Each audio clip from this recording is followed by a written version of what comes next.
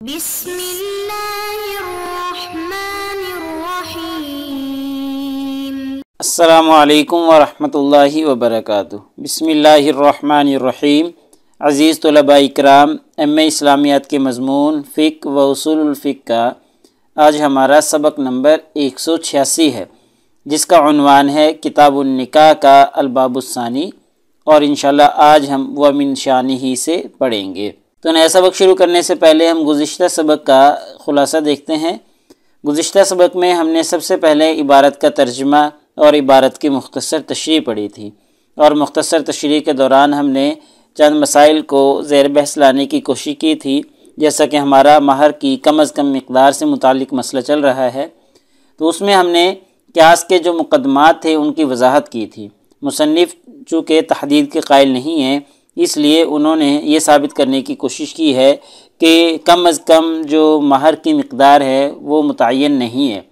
تو اس پر مصنف نے دو مقدمات پیش کیے تھے کہ دو مقدمات کی بنیاد پر تحدید کے قائل فقہا کی بنیاد ہے، تو انہوں نے ان دونوں مقدمات کی وضاحت کی تھی اور بتانے کی کوشش کی تھی کہ یہ دونوں مقدمات جو ہیں کمزور ہیں۔ ایسے ہی تحدید کے قائلین فقہا کے دلائل کے جو جوابات ہیں مصنف پچھلے سبق میں دے چکے ہیں، کہ جو احادیث مبارکہ یا جو قیاس تحدید کے قائلین فقہا کرتے ہیں ان کے دلائل کے جوابات مصنف نے ذکر کیے ہیں۔ تو آج کے اس سبق میں انشاءاللہ ہم سب سے پہلے عبارت کا ترجمہ اور عبارت کی مختصر تشریح دیکھیں گے، اور مختصر تشریح کے دوران ہم قیاس کی وجہ ضعف جاننے کی کوشش کریں گے۔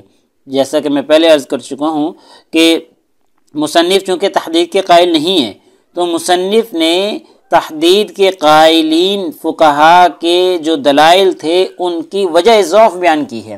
تو ایک ان کی دلیل قیاس بھی تھا، تو قیاس کی بھی وجہ ضعف مصنف بیان کر رہے ہیں، تو اس کی وجہ ضعف جو ہے وہ مصنف بیان کریں گے آج کے اس سبق میں۔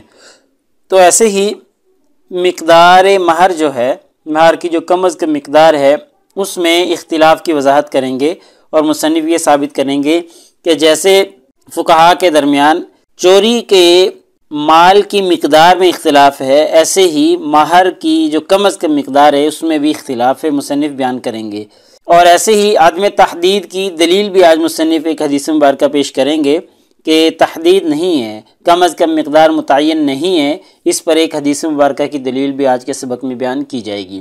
تو چلیے دیکھتے ہیں، یہ آج کی ہماری عبارت ہے وَمِن شَانِهِ، اور اسی طریقے سے کمزور مشابہت ہے قیاس الشبہ علی ضعفہ، کمزور مشابہت پر کیے گئے قیاس کا ایک کمزور پہلو یہ بھی ہے، وَمِن شَانِهِ یعنی اسی طریقے سے ایک اور پہلو کمزور قیاس کا یہ بھی ہے کہ أَن يَكُونَ الَّذِي بِهِ تَشَابَهَ الْفَرْعُ وَالْأَصْلُ شَيْئًا وَاحِدًا لَا بِاللَّفْظِ بَلْ بِالْمَعْنَى، کہ فرع اور اصل بالفرع والاصل، فرع اور اصل کو جس بات میں مشابہ قرار دیا گیا ہے وہ لا باللفظی، وہ لفظی نہیں، بل بالمعنی، بلکہ معنوی مشابہت ہونی چاہیے۔ ٹھیک ہے، یہ ضروری ہوتا ہے کہ جو اصل اور فرع کے درمیان میں مشابہت ہوتی ہے کسی ایک چیز میں، لا باللفظی وہ لفظی نہ ہو، بل بالمعنی بلکہ وہ معنوی ہونی چاہیے۔ معنوی مشابہت ضروری ہے قیاس کے لیے، لفظی مشابہت کا اعتبار نہیں کیا جائے گا۔ وَأَن يَكُونَ الْحُكْمُ إِنَّمَا وُجِدَ لِلْأَصْلِ مِنْ جِهَةِ الشِّبْهِ، اور اصل کے لیے حکم کی موجودگی اسی مشابہت کی روح سے ہو۔ ٹھیک ہے، اور اصل میں جو حکم پایا جاتا ہے نا، اصل میں جس کے اوپر قیاس کیا جا رہا ہے اس میں جو حکم پایا جا رہا ہے من جہت الشبہ، وہ اسی مشابہت کی وجہ سے پایا جاتا ہو، یعنی معنوی مشابہت کی وجہ سے۔ وَهَذَا كُلُّهُ مَعْدُومٌ فِي هَذَا الْقِيَاسِ، اور یہ ساری کی ساری چیزیں اس قیاس میں معدوم ہیں، یعنی کس قیاس میں؟ کہ تحدید کے قائلین فقہا نے جو کم از کم مہر کی تعیین ہے اس کو قیاس کیا ہے چوری کے مال پر، کہ جیسے چوری میں مال 10 درہم کم از کم مقدار متعین ہے، اور اس پر ایک عضو جو کہ حرام ہوتا ہے وہ مباح ہو جاتا ہے ہاتھ کاٹنا، تو ایسے ہی مہر کی مقدار بھی کم از کم 10 درہم ہے، اس کی وجہ سے بھی جو ایک عضو عورت کا مرد کے لیے حرام ہوتا ہے وہ حلال ہو جاتا ہے۔ تو یہ قیاس کیا تھا، تو مصنف کہہ رہے ہیں کہ بھائی اصل اور فرع میں معنوی مشابہت ہونی چاہیے، لفظی جو مشابہت ہے، مناسبت ہے، اس کا اعتبار نہیں ہوگا۔ اور یہ ساری کی ساری چیزیں، یہ معنوی مشابہت اور جو اصل کے اندر حکم ہے وہ اسی مشابہت کی، معنوی مشابہت کی وجہ سے ہو۔ یہ دونوں چیزیں اس قیاس میں معدوم ہیں۔ کس قیاس میں؟ جو تحدید کے قائلین فقہا نے چوری کے مال پر قیاس کیا ہے مہرے کی کم از کم مقدار کو، تو اس کے اندر یہ قیاس نہیں پایا جاتا، ٹھیک ہے؟ تو جب نہیں پایا جاتا تو پھر یہ قیاس بھی درست نہیں ہوگا۔ وَمَعَ هَذَا، ایک اور مزید بات مصنف یہاں سے بیان کر رہے ہیں، مزید یہ کہ فَإِنَّهُ مِنَ الشَّبَهِ الَّذِي لَمْ يُنَبِّهْ عَلَيْهِ اللَّفْظُ، چونکہ اس قیاس میں مشابہت لفظ سے معلوم نہیں ہوتی، ٹھیک ہے؟ مزید بات یہ ہے کہ لفظ سے بھی معلوم نہیں ہوتی۔ پہلے تو مصنف نے بتلایا نا کہ لفظی نہ ہو بلکہ معنوی ہو، تو معنوی تو مصنف نے ثابت کر دیا کہ معنوی ہے ہی نہیں۔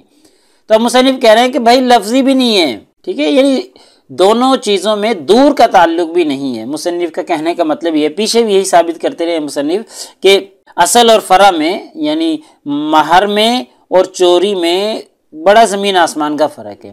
تو مصنف کہہ رہے ہیں کہ مزید بات یہ ہے کہ جو یہ مشابہت لفظی ہے نا، تو یہاں پر لفظی مشابہت بھی نہیں پائی جا رہی۔ تو وَهَذَا النَّوْعُ مِنَ الْقِيَاسِ، اور اس طرح کا جو قیاس ہے، مردود عند المحققین، محققین کے نزدیک، فقہا کے نزدیک مردود ہوتا ہے، اس قیاس کا اعتبار نہیں کیا جاتا، ٹھیک ہے؟ نہ تو اس میں لفظی مناسبت ہے، نہ معنوی مشابہت ہے، نہ مناسبت ہے، اور ایسے ہی جو اصل میں حکم پایا جاتا ہے وہ اسی مشابہت سے پائی جائے، ایسی بھی کوئی صورت نہیں ہے۔ تو یہ جب کوئی بھی قیاس کی صورت نہیں پائی جا رہی تو پھر ایسا قیاس مردود ہی ہوگا۔ تو یہ مصنف کہہ رہے ہیں کہ جو فقہا نے مہر کی کم از کم مقدار کو چوری کے مال پر قیاس کیا ہے کہ اس میں ہاتھ کاٹا جاتا ہے، تو یہ قیاس مردود ہے، یہ صحیح نہیں ہے۔ لیکن لم يستعملوا هذا القياس في اثبات التحدید، جو تحدید کے اس بات میں اس قیاس کو فقہا نے استعمال کیا ہے، اس کو استعمال نہیں کیا المقابل لمفہوم الحدیث، حدیث کے مفہوم کے مخالف۔ یعنی جو علماء نے، جو تحدید کے قائل ہیں، انہوں نے مفہوم حدیث کے برعکس تحدید کے اس بات میں اس قیاس کا استعمال نہیں کیا، ٹھیک ہے؟ یعنی ایسا نہیں کہ انہوں نے حدیث کے مقابل لا کر قیاس کھڑا کر دیا اور کہہ دیا کہ یہ قیاس ہے اور حدیث کو ہم چھوڑتے ہیں، ایسا نہیں ہے، اس کے برعکس نہیں کیا۔ اذ هو فی غایت الضعف، اور یہ جو ضعف ہے اس کی انتہا ہے، یعنی مصنف نے کہہ دیا کہ بھائی اس کے اندر اتنا ضعف ہے کہ جس کی کوئی انتہا نہیں ہے، ٹھیک ہے؟ تو لم يستعملوا هذا القياس في اثبات التحدید، تحدید کے اس بات میں اس قیاس کو استعمال نہیں کیا حدیث کے مفہوم کے مخالف کے طور پر، اس کے مقابل کے طور پر۔ تو یہ تو ضعف کی انتہا ہو گئی اب۔ وَإِنَّمَا اسْتَعْمَلُوهُ فِي تَعْيِينِ قَدْرِ تَحْدِيدِ، بلکہ انہوں نے مقدار کی تحدید میں یہ قیاس کیا ہے، ٹھیک ہے؟ وَإِنَّمَا اسْتَعْمَلُوهُ، بلکہ اس کو استعمال کیا ہے فی تعیین قدر تحدید، تحدید کی مقدار کو متعین کرنے میں، ٹھیک ہے؟ یہ بات ذرا باریک ہے، پھر اس کو سمجھ لیں ایک دفعہ کہ مصنف کہہ رہے ہیں کہ جو یہ قیاس کو انہوں نے استعمال کیا ہے نا، سرقہ کے مال پر جو قیاس کیا ہے مہر کی کم از کم مقدار کو، یہ انہوں نے حدیث کے مخالف نہیں کیا، بلکہ انہوں نے اس کو جو تحدید کی مقدار ہے اس کو متعین کرنے میں کیا ہے۔ تو تحدید کی مقدار تو اس سے بالکل بھی ثابت نہیں ہوتی نا۔ ہاں یہ تو سمجھ میں آتا ہے کہ چلے کوئی تحدید ثابت ہو جائے، صرف تحدید کی مقدار الگ چیز ہے اور تحدید الگ چیز ہے۔ تحدید کا مطلب یہ ہے کہ کم از کم مقدار ہے، اور کم از کم مقدار کتنی ہے یہ الگ بات ہے۔ تو مصنف کہہ رہے ہیں کہ جو یہ قیاس کو انہوں نے استعمال کیا ہے وہ تحدید کے اس بات میں نہیں کیا کہ صرف ہاں بھائی حد بندی کر دیا جائے کم از کم مقدار ہے، قیاس سے یہ ثابت ہوتا ہے، بلکہ انہوں نے یہ ثابت کرنے کی کوشش کی ہے قیاس سے کہ کم از کم مقدار 10 درہم ہے، تو مقدار کی تحدید کی ہے، تو یہ تو ضعف کی انتہا ہو گئی۔ چلے مصنف کہہ رہے ہیں تحدید تو کہیں نہ کہیں جا کے سمجھ آتی ہے کہ چلے بھائی تحدید تو ہو بھی سکتی ہے، لیکن مقدار یہ سمجھ میں نہیں آتی، تو ہوا فی غایت الضعف، یہ ضعف کی انتہا ہے۔ وَأَمَّا الْقِيَاسُ الَّذِي، اور بہرحال وہ قیاس الَّذِي اسْتَعْمَلُوهُ فِي مُعَارِضَةِ مَفْهُومِ الْحَدِيثِ، حدیث کے مفہوم کے جو معارض کے طور پر استعمال کیا گیا ہے، فَهُوَ أَقْوَى مِنْ هَذَا، وہ اس سے زیادہ قوی ہے، ٹھیک ہے؟ مفہوم جو حدیث ہے اس کی بحث میں جو قیاس علماء نے استعمال کیا ہے وہ زیادہ قوی ہے، یعنی اس والے قیاس سے وَيَشْهَدُ لِعَدْمِ تحدید، اور وہ گواہی دیتا ہے عدم تحدید کا، یعنی وہ جو قیاس ہے وہ تحدید کی عدم گواہی دیتا ہے کہ تحدید نہیں ہے. یعنی جو عدم تحدید کے قائلین فقہا ہیں انہوں نے بھی قیاس کیا ہے، تو مصنف کہہ رہے ہیں ان کا قیاس ان کے جو تحدید کے قائل ہیں ان کے قیاس سے زیادہ قوی ہے، اور وہ یشہد لعدم تحدید جو عدم تحدید کی گواہی دیتا ہے. ما خرجہ الترمذی، جو امام ترمذی نے روایت کی ہے، تخریج کی ہے حدیث مبارکہ کی، ان امرأۃ تزوجت علی نعلین، کہ ایک عورت نے 2 جوتوں پر نکاح کر لیا.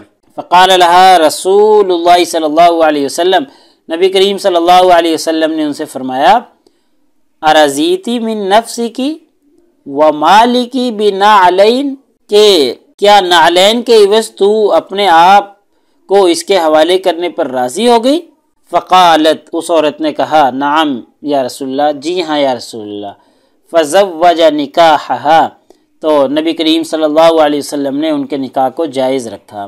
وقال، اور فرمایا، ہوا حدیث حسن صحیح، امام ترمذی نے فرمایا کہ حدیث حسن اور صحیح ہے. ٹھیک ہے، تو اب دیکھیں اس سے جو عدم تحدید کے قائلین فقہا ہیں وہ کہتے ہیں کہ دیکھیں اب اس میں تو وہ اسے ثابت کرنے کی کوشش کرتے ہیں کہ دیکھیں اس عورت نے 2 جوتوں پر نکاح کر لیا اور نبی کریم صلی اللہ علیہ وسلم نے اس کے نکاح کو جائز رکھا، تو اب اس سے ثابت ہوتا ہے کہ عدم تحدید ہے، کم از کم مقدار متعین نہیں ہے، جس پر ان کے آپس میں رضامندی ہو جائے ویسے نکاح ہو جائے گا. ٹھیک ہے، تو یہ دیکھیں مصنف نے ایک دلیل بھی دے دی ہے.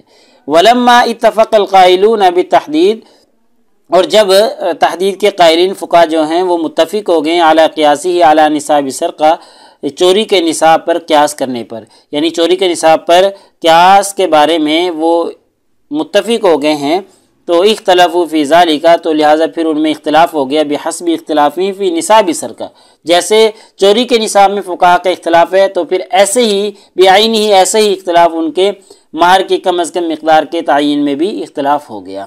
فقال مالک، لہٰذا امام مالک رحمہ اللہ کہتے ہیں، یہ پیچھے بھی ہم نے پڑھا تھا لیکن مصنف نے بھی ایک اور جہت سے اس کو سمجھانے کی کوشش کی ہے. امام مالک فرماتے ہیں، ہوا ربع دینار او ثلاثۃ دراہم، یا تو 3 درہم ہے یا ربع دینار ہے. لأنہ النصاب فی السرقۃ عندہ، کیونکہ ان کے نزدیک چوری کا جو نصاب ہے وہ یہی ہے. تو یعنی مصنف یہ کہہ رہے ہیں کہ جب وہ اسی پر قیاس کرتے ہیں نصاب سرقہ پر، تو پھر جیسے نصاب سرقہ میں فقہا کے اختلاف ہے ایسے ہی ان کا پھر مہر کی کم از کم تعین میں بھی اختلاف ہو گیا. تو امام مالک کے نزدیک چونکہ سرقہ کا نصاب ربع دینار یا 3 درہم ہے، تو ان کے نزدیک پھر مہر میں بھی یہی صورت ہوگی کہ کم از کم مہر ان کے نزدیک ربع دینار یا 3 درہم ہوں گے. وقال ابو حنیفہ، امام حنیفہ رحمہ اللہ فرماتے ہیں، ہوا 10 دراہم، وہ 10 درہم ہے. کیوں؟ لأنہ النصاب فی السرقۃ عندہ، کیونکہ چوری کا نصاب ان کے نزدیک یہ 10 درہم ہی ہے. وقال ابن شبرمہ کہتے ہیں، وہ 5 دراہم، یہ 5 درہم ہے. لأنہ النصاب عندہ ایضا فی السرقۃ، کیونکہ چوری میں ان کے نزدیک یہی نصاب ہے. تو جیسے چوری کے نصاب میں فقہا کے درمیان اختلاف تھا ایسے ہی پھر مہر کی کم از کم تعین میں بھی فقہا کے اختلاف ہو گیا.